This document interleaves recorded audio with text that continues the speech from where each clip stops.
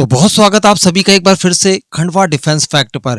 आज के इस वीडियो में हम लोग एक बहुत ही महत्वपूर्ण मुद्दे को लेकर डिस्कस करेंगे, जिसकी क्रेडिट भी मैं आपको देना चाहूंगा, क्योंकि आप लोगों में से मैक्सिमम लोगों ने हमारी उन सभी वीडियोस के ऊपर एक कमेंट जरूर किया जो हम लोगों ने चिकन नेक या सिलीगुड़ी कॉरिडोर को लेकर बनाया। हम सभी जानते हैं कि इस समय चाइना हो, बांग्लादेश हो या इवन पाकिस्तान और टर्की क्यों ना हो, इन सभी की नजर भारत के उस पतले से सिलीगुड़ी कॉरिडोर के ऊपर है, जो कि शेष भारत से नॉर्थ ईस्ट के 8 राज्यों को जोड़ता है, जिसे पहले सेवन सिस्टर्स और अब अष्टलक्ष्मी के नाम से जाना जाता है। ये सिलीगुड़ी कॉरिडोर केवल 22 किलोमीटर चौड़ा है, जो एक तरफ नेपाल और दूसरी तरफ बांग्लादेश के साथ अपनी बॉर्डर शेयर करता है। हमारे एनिमीज का ये मानना है कि अगर इस कॉरिडोर को ब्रेक कर दिया जाए, यहाँ पर व्यवधान डाल दिए जाएं, और हमारे एनिमीज ही क्या, भारत के अंदर बैठे भी कुछ लोग ये कहते हैं कि हम लोग चिकन नेक को काट दें, भारत को आसाम से अलग कर दें, ट्रेन की पटरियों पर इतना मवाद डाल दें कि ट्रेन आगे जाए ही ना। और अगर ऐसा कर दिया जाता है तो भारत के नॉर्थ ईस्ट के सभी राज्य भारत की शेष भूमि से कट जाएंगे। अब इस कॉरिडोर को सिक्योर करने के लिए हम सभी जानते हैं कि भारत ने काफी प्रयास किए। मैंने आपको कुछ ही दिनों पहले वीडियो बनाकर बताया था कि तार फेंसिंग इस एरिया में कर रखी है, साथ ही 3 नए आर्मी गैरिसन भी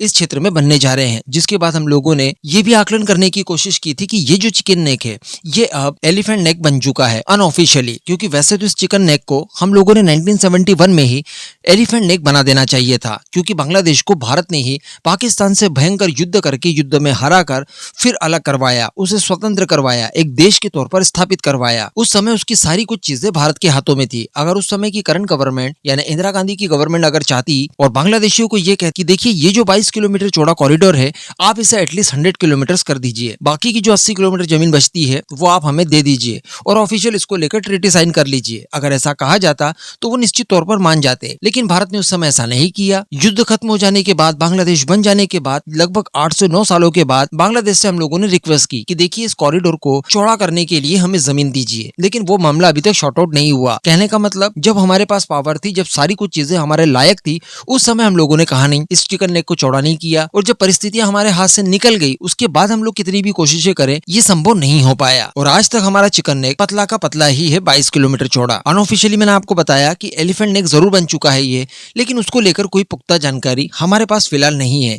लेकिन इन्हीं सब चीजों को लेकर जब भी मैं वीडियोस बनाता था, आप लोगों में से मैक्सिमम लोग इस कमेंट को जरूर करते थे कि क्यों नहीं हम लोग अंडरग्राउंड टनल्स के माध्यम से यहाँ पर रेलवे नेटवर्क तैयार कर दें, जिससे अगर जमीन के ऊपर कोई कब्जा करता भी है तो हमारी सप्लाई चेन बाधित ना हो, हम लोग नॉर्थ ईस्ट से वाया रेलवे टनल कनेक्टेड रहें और बाद की कार्रवाइयों के चलते हम लोग इस रुकावट को हटा दें। क्योंकि मैं आपको समय समय पर यह भी बता चुका हूँ कि जल मार्ग और साथ ही नेपाल के माध्यम से रेलवे मार्ग से भी इस चिकन नेक को बाईपास करने की कोशिश भारत ने की है, यानी एक वैकल्पिक माध्यम तलाशा है, जिससे अगर चिकन नेक पर कोई प्रॉब्लम आती भी है तो हम लोग उसे बाईपास करके नॉर्थ ईस्ट पहुंच जाएं। लेकिन ये ध्यान रखना होगा कि दूसरे वैकल्पिक रास्ते दूसरे देशों से होकर जाते हैं, जो हमारे लिए उतने ज्यादा सूटेबल और रिलायबल नहीं होंगे। कोई युद्ध की परिस्थिति आती है और नेपाल ने मान लीजिए कि अगर आपको रास्ता देने से इनकार कर दिया, तब आप क्या ही कर लेंगे। इसलिए बताया ये जा रहा है दोस्तों कि चिकन नेक को बाईपास करने के लिए चिकन नेक के ठीक नीचे से 40 किलोमीटर टनल बनाई जाएगी, जिसमें रेलवे नेटवर्क तैयार किया जाएगा। जी हाँ, और इस बात की जानकारी स्वयं रेलवे मिनिस्टर अश्विनी वैष्णव जी की तरफ से दी गई है। ये बहुत बड़ी खबर है। ऐसा समझ लीजिए कि ये भूत भविष्य वर्तमान सबको लगभग बदल देगी। इसके बाद कभी भी चिकन नेक को कोई काटने की बात नहीं कर सकता। अगर आप ऊपर ग्राउंड पर आ भी जाते हैं तो हम लोग टनल्स के माध्यम से पहुंचकर नॉर्थ ईस्ट पहुंच जाएंगे और जवाबी कार्रवाई में या तो आपको वहीं पर डिस्ट्रॉय कर देंगे या फिर भागने के लिए बाध्य कर देंगे। इस परियोजना के तहत वेस्ट बंगाल से नॉर्थ ईस्ट के राज्यों को कनेक्ट किया जाएगा वाया टनल। अभी रिसेंटली जो बजट पेश किया गया, इसी में इस टनल को लेकर जितने भी संबंधित प्रावधान है